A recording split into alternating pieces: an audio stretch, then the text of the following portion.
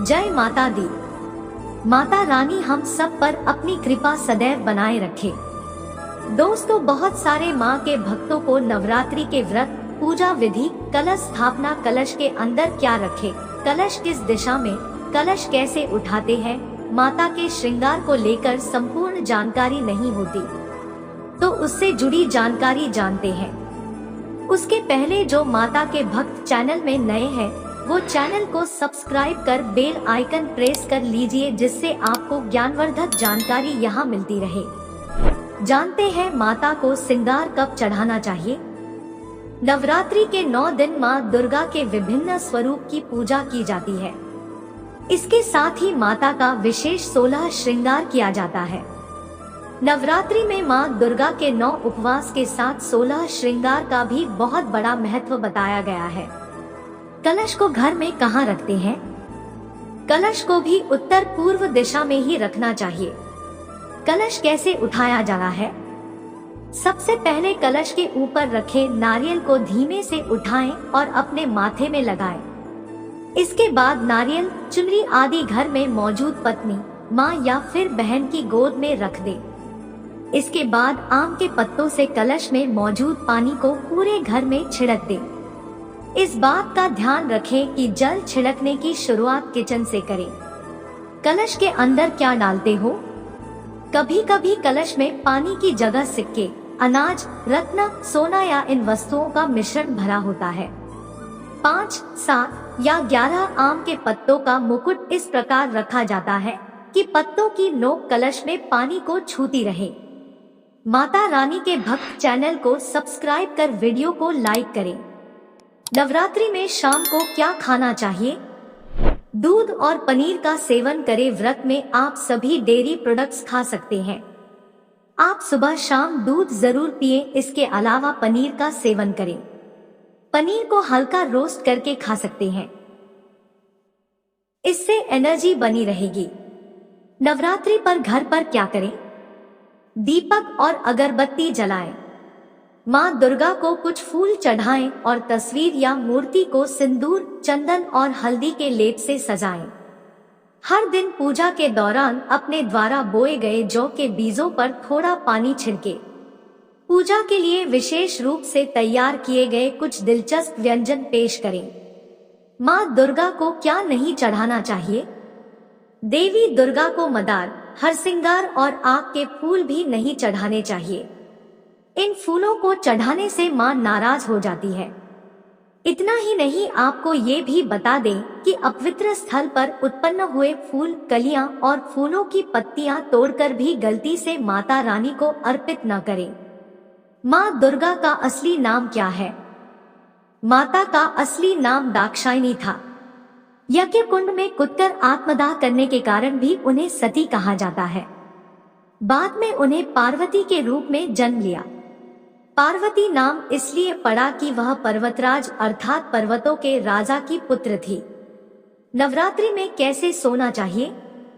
नवरात्रि में व्रत रखने वालों को 9 दिनों तक बिस्तर पर नहीं सोना चाहिए। इन्हें जमीन पर चटाई बिछाकर सोना चाहिए। शारदीय नवरात्रि व्रत के दौरान दुर्गा चालीसा या दुर्गा सप्तशती का पाठ करते समय किसी दूसरों से न बोले। नवरात्रि के 9 दिन हमें क्या करना चाहिए? लोग 9 दिनों तक उपवास करते हैं और केवल फल, दूध और अन्य विशिष्ट खाद्य पदार्थ खाते हैं। उपवास करने से शरीर और मन को शुद्ध करने में मदद मिलती है और ऐसा माना जाता है कि इससे देवी प्रसन्न होती है। पूजा। नवरात्रि के दौरान माँ दुर्गा की पूजा करना जरूरी है। कोई भी देवता को फूल, धूप और अन्य प्रसाद चढ़ा सकता है। पूजा के बाद कलश जल का क्या करें? हमें कलश के जल को बर्बाद नहीं करना चाहिए।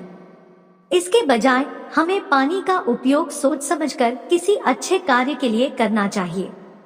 आदर्श रूप से हमें इसका उपयोग पौधों को पानी देने के लिए करना चाहिए।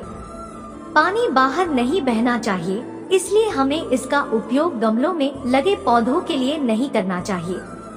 माँ दुर्गा को कौन सा फल पसंद है? अनार उनका प्रिय फल भी माना जाता है। नवरात्र के दूसरे दिन माँ दुर्गा की ब्रह्मचारिणी के रूप में पूजा होती है। माता रानी को चीनी, मिश्री और पंचामृत का भोग लगाया जाता है। देवी को इस दिन पान सुपारी भी चढ़ाएं। नवरात्रि में कौन से तेल का दीपक जलाना चाहिए? नवरात्रि में घी का दीपक हमेशा माता रानी के दाहिने हाथ यानी अपने बाएं हाथ की तरफ रखना चाहिए। वास्तु नियम के अनुसार ऐसा करने से घर में सुख शांति बनी रहती है। वहीं तिल के तेल के दीपक की बात करें तो इसे मां के बाएं हाथ यानी अपने दाहिने हाथ की ओर होना रखना चाहिए। मां का आशीर्वाद बना रहता है। मां दुर्गा को कौन सा प्रसाद चढ़ाया जाता है?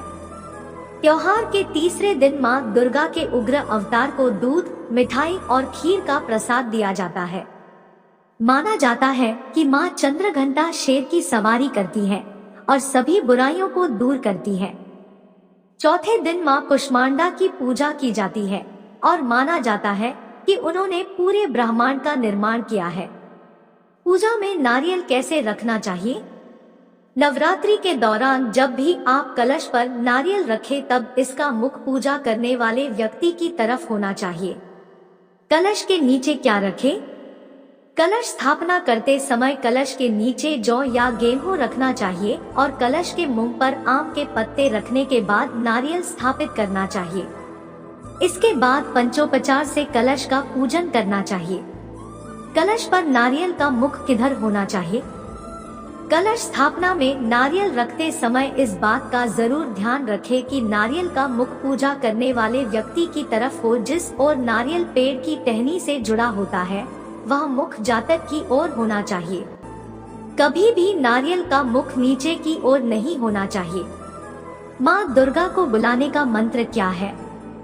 जयंती मंगला काली भद्रकाली कपालिनी। दुर्गा क्षमा शिवा धात्री स्वाहा स्वधा नमोस्तुते।